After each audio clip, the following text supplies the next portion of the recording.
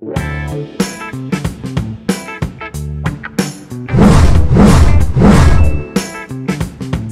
sample problem, meron tayong compound curve, no? So diretso na tayo sa sample problem natin. So a 4-degree curve connects a 300-meter curve from PC to PCC of a compound curve. From the PCC, a 2-degree curve 600 meters long is run towards PT.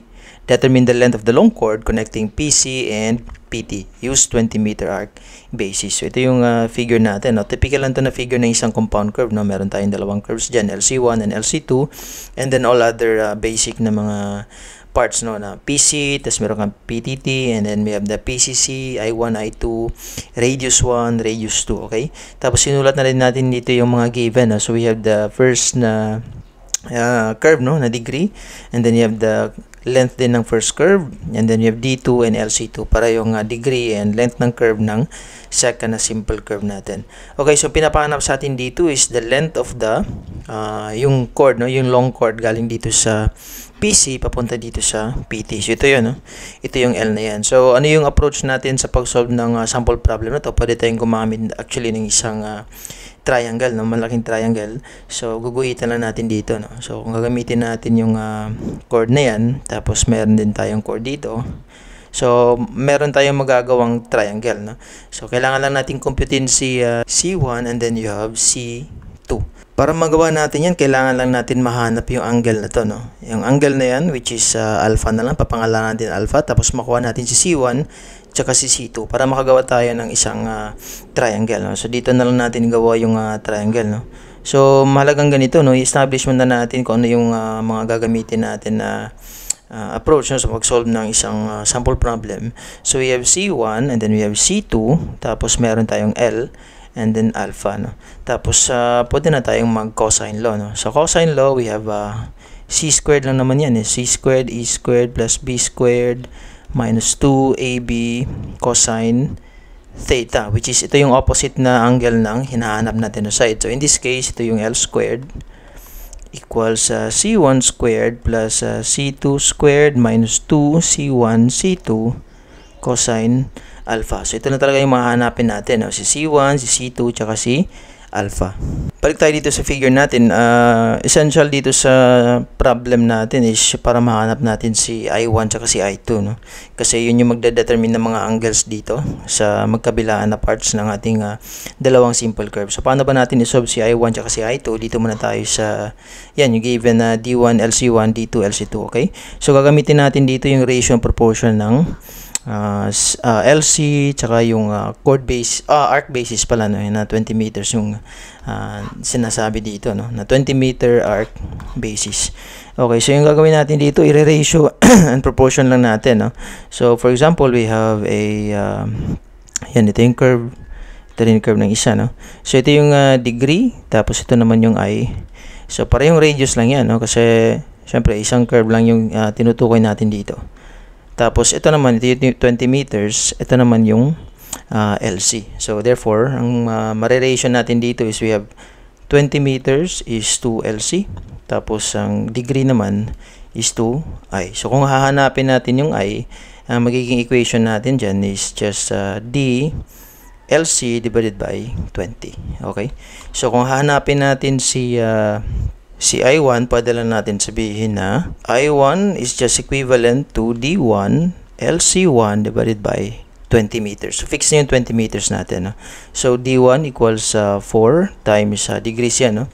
Times 300 meters tapos 20 meters. So magkakancel yung dalawang meters, dyan na matitira is yung degrees, which is yun na yung angle ng I. Yun na yung unit ng I, okay?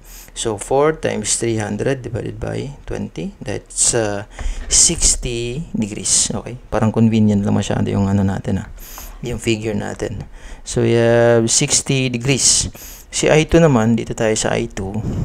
So we have I2 is just equivalent to D2 LC2 divided by 20 pa rin, no? Kasi fix nga yung 20 natin. So that's 2 degrees. Tapos 600 meters divided by 20 meters. So I2 is equivalent to, tama ba? Yung mga figures natin, 2 degrees tapos 600 naman. So dito tayo sa calculator natin. That's 2 times 600 divided by 20. So 60 pa rin, no? So 60 din yung I2 natin. Para yung 60 degrees yung I1 tsaka I2. So convenient nga, no? Sabi nung natin kanina. So ibig sabihin, since this one is 60, tapos 60 din to si I2, ito ay 30 degrees to, no? 60 pa to. Sulat natin. This one is 30 degrees. Similar dito rin. This one is 13. 30 degrees. Kasi half yan, no? That's I over 2. Therefore, since 90 degrees yung nandito, yung matitira dito is 60 degrees. Tapos yung I1 natin, of course, this one is 60 degrees. Therefore, 60 nito nandito, no? Yung sa side na yan. So, dito din, since this one is 90, yung matitira dito is 60 din, no? 60 degrees. Therefore, 60 din to. So, ibig sabihin, yung alpha natin is just 120 degrees. So, yun. Meron na tayong angle na 120 degrees. So, C1 na lang tsaka si C2 yung hahanapin natin. So, paano ba natin mahanap yung C1 tsaka si C2? Dito tayo sa first curve natin. So, hatiin natin yan. So, yung gagamitin natin na triangle is this one. Ito, no? Ito yung triangle na yan. So, i-delete lang natin. Tapos, mag-draw tayo ng separate na triangle para dyan. So, that's ganyan. And then, you have 90 degree dito. And then, and ito na ngayon yung 90 degree. Tapos, ito na ngayon si C1 over 2. Kasi natin yung C1. No? Tapos, ito naman si radius. Ito naman si I over 2 or that's 30 degrees. Kasi natin. So, mangyayari, ito yung 90 degrees natin. So, that's sine. No? So, we have sine of 30 degrees is just equivalent to C1 over 2 divided by R1. R1 pala to, no? Tapos, since wala tayong R1 pala, no?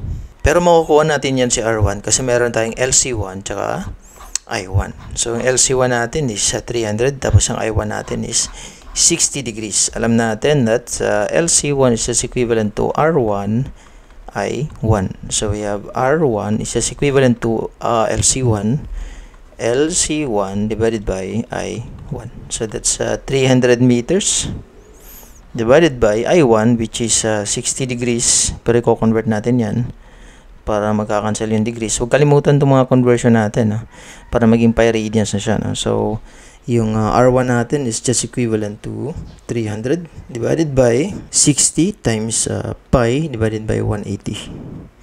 That's 286.48. So 286.48 meters. Tapos yun na yung gagamitin natin dito. No? So we have C1 over 2 just equivalent to R1 sine 30 degrees. That's equivalent to 286.48 sine of 30 degrees. Ngayon, ang kailangan natin is C1 na value. No? So, i-multiply na natin yan ng 2 para si C1 na lang yung matitira dito sa kabila. Okay? So, C1 is equivalent to 286.48 times sine 30 times 2. So, C1 is 286 pa rin. No? So, 286.48. Ito na yung C1 natin. Okay. So, para dito. Sa C2 naman, similar lang, no? Yan, hatiin natin to. Papunta dito. And then, ito yung gagamitin natin. Yung triangle na to. Okay. So, ito yung 90 degrees niya. Okay. So, dito tayo. Gagawin natin yung triangle na yan. So, para makita pa rin natin. Merong line na dun para sa gitna. So, we have 90 degrees yun nandito, no? And then, you have C2 over 2 yun dito. Tapos, ito naman si R2. Tapos, ito ay parehong 30 degrees lang kasi I1 is just equivalent to I2.